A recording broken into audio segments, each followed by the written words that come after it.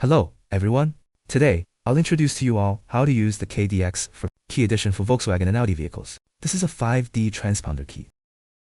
The wires have been soldered in accordance with the wiring diagram. This 8-pin adapter board is the one being used. First, you need to upgrade this app to version 8.7, 1 or higher. Then the firmware version needs to be upgraded to 1.53 or higher. First, connect to the device. Click IMO Programming. Click IMO Programming. Then navigate to the corresponding path. OK. And this one is for 5C, 5D transponder keys. Start execution. Click Read the original car key and generate a dealer key. Open this wiring diagram. Locate the corresponding wiring diagram.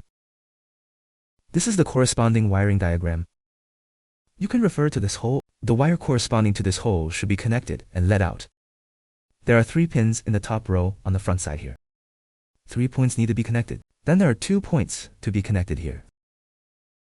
Connect to the corresponding points. After making the connection, the wire on this side should also be attached to the corresponding point. You can see the marked points on this side.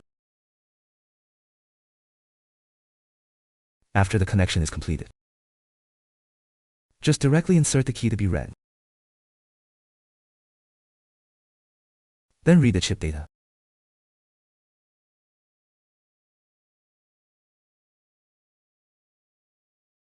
The data has now been saved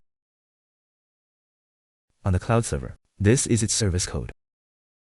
Then you can use this service code to generate a dealer key and then perform key learning. For key learning, you can use the KD-X4 device. Key learning can also be done with the KD-M. Then there are 2 options here.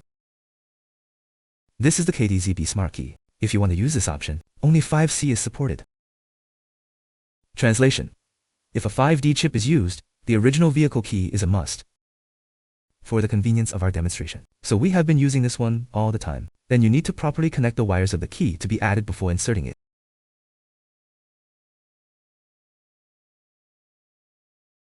Select the original factory key after inserting it. Click Original Key Non-Vehicle.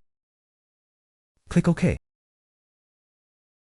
Writing successful. After the writing is successful, you can restore the key and take it together with the original vehicle key to perform on-vehicle matching. The key learning function is required. If direct learning is not available, you also need to unlock the SFD to proceed. However, in general, vehicles produced after 2024 will need to have the SFD unlocked. Thank you for watching.